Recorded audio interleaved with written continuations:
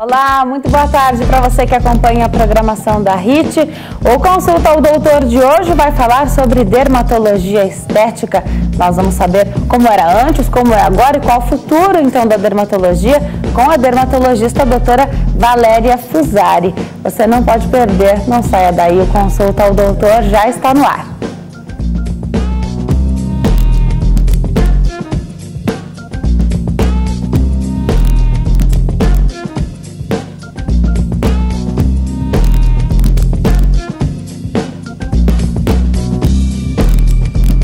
Boa tarde para você que acompanha a nossa programação. Consulta ao Doutor começando agora e eu já conto com a sua participação, viu? Hoje falando sobre dermatologia estética.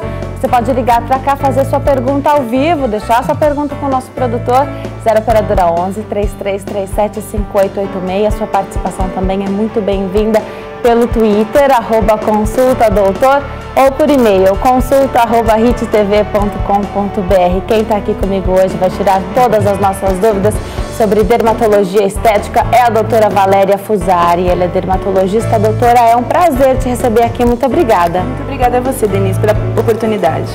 Vamos falar então como é que era antes, como é hoje e qual é o futuro da dermatologia, né? Para começar então, doutora, a senhora me disse que tem 12 anos então de experiência na dermatologia, né? Quais foram as mudanças aí que a senhora percebeu nesse período?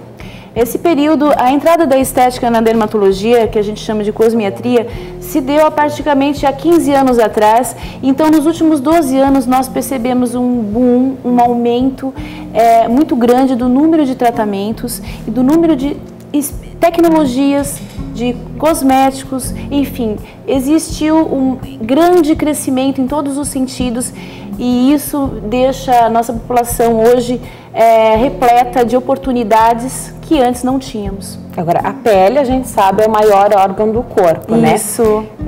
Que cuidados as pessoas hoje têm que não tinham antes? Então, no começo, então, da sua clínica dermatológica, o que a senhora percebe? Antes, falar sobre o sol era diferente do que falar sobre o sol hoje? Muito, muito. Ainda mais eu que trabalho em Santos, uma cultura onde o bronzeado é fundamental, faz parte do convívio social, faz parte de você estar à frente.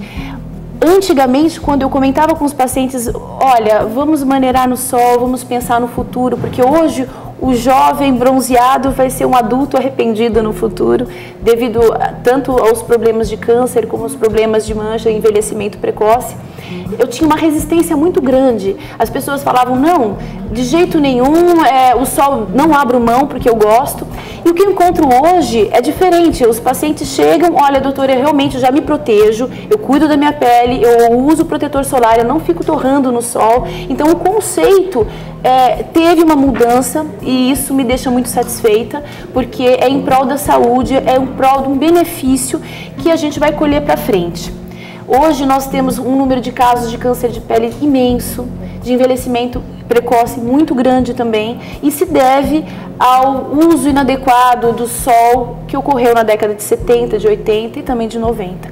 E hoje a gente já tem um cuidado e já tem um comportamento que vai definir uma mudança no número de casos nos próximos anos. Tá.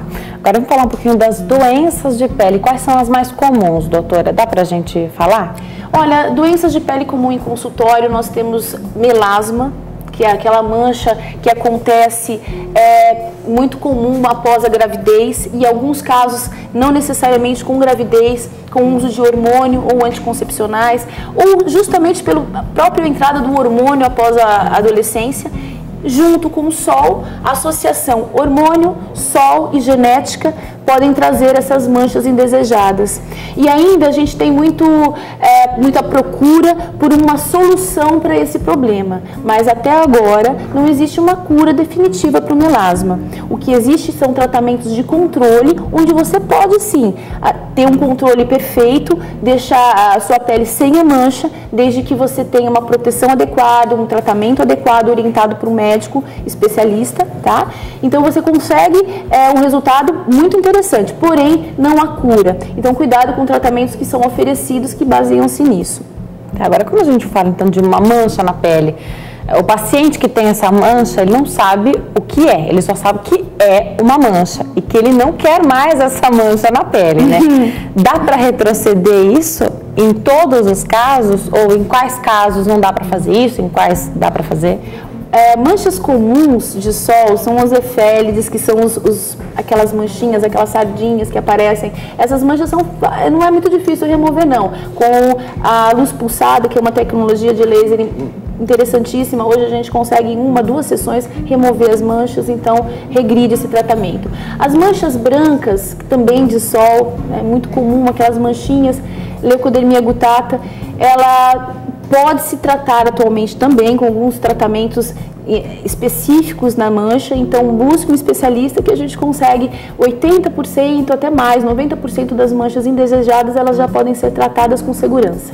Cicatrizes, então, ou alguém que tem alergia determinada ao picado de inseto, por exemplo.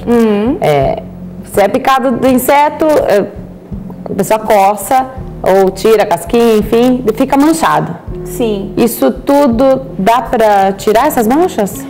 Sim, quando as manchas são na região do corpo e são promovidas por um processo inflamatório que antecedeu, então, como o exemplo que você deu, teve a picada, teve uma inflamação e aquilo vai gerar, então, uma mancha, uma hiperpigmentação pós-inflamatória. Essa hiperpigmentação pode ser amenizada, sim, com tratamentos à base de cremes e também com laser.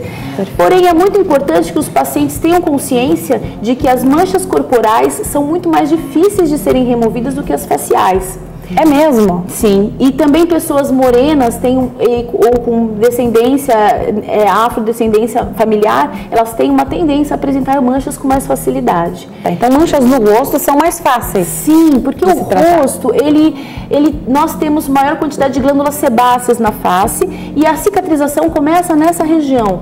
A pele do corpo, principalmente braços e pernas, a pele é muito seca, tem poucas glândulas sebáceas, então a cicatrização demora muito mais.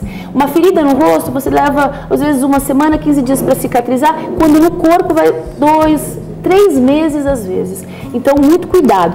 E esse comentário sobre isso é interessante, porque as pessoas costumam cuidar muito da face, mas o pescoço e o colo protege menos. Então, no mesmo pacote do rosto, na verdade, o pescoço e o colo. Então, o detalhe é que nessa região o tratamento é muito mais difícil. Então, a proteção e o cuidado da região de pescoço e colo deve ser mais intenso do que mesmo da face. Tá, o rosto fica muito exposto, o pescoço e o colo também, as mãos também, doutora? Também. Agora, tem muita gente já reclamando de manchas nas mãos, às vezes até pessoas que tomam cuidado, não tem manchas no rosto, no corpo, mas tem nas mãos, por quê? Dona de casa vai estender uma roupa no varal, as mãos estão expostas. Sim. No dia a dia, então, a nossa iluminação, a gente já sabe que provoca danos à nossa pele, né? Sim. Como cuidar das mãos, então? Pois é, as mãos, a dificuldade está porque os protetores, eles saem, a gente está sempre lavando a mão, então eles saem com facilidade. Bom, primeiro você ter a consciência que quanto maior a proteção solar, melhor.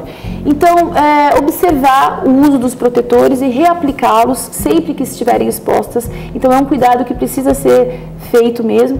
E o uso, às vezes, de algumas luvas, em algumas situações, por exemplo, vai nadar, vai ter um esporte no sol. Então, em alguns casos, para alguns tipos de pele, até aconselhamos o uso de luvas protetoras.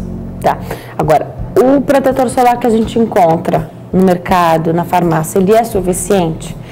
Esse a gente pode usar ou em determinados casos a gente tem que mandar manipular? Isso, é uma pergunta muito interessante. Eu adoro manipulação, eu confio muito na manipulação, mas a minha experiência, inclusive com profissionais farmacêuticos que lidam com isso, é de que os protetores solares manipulados, eles não têm uma eficácia comprovada da mesma forma que os produtos comerciais. É mesmo, doutora? Sim. Os testes que são realizados quando você faz um protetor numa indústria são muito mais rigorosos. Exatamente, do que quando manipulado. Então, eu não aconselho o uso de protetores manipulados quando você visa uma proteção, a melhor proteção possível. E Em relação aos protetores solares, é muito interessante porque seria perfeito que o protetor pudesse filtrar o que tem de dano, o que tem de ruim do sol e deixar passar o que tem de bom. Porque a gente sabe que precisa tomar sol. Vamos falar isso daqui a pouquinho. Sim. Vamos atender a primeira ligação, doutora?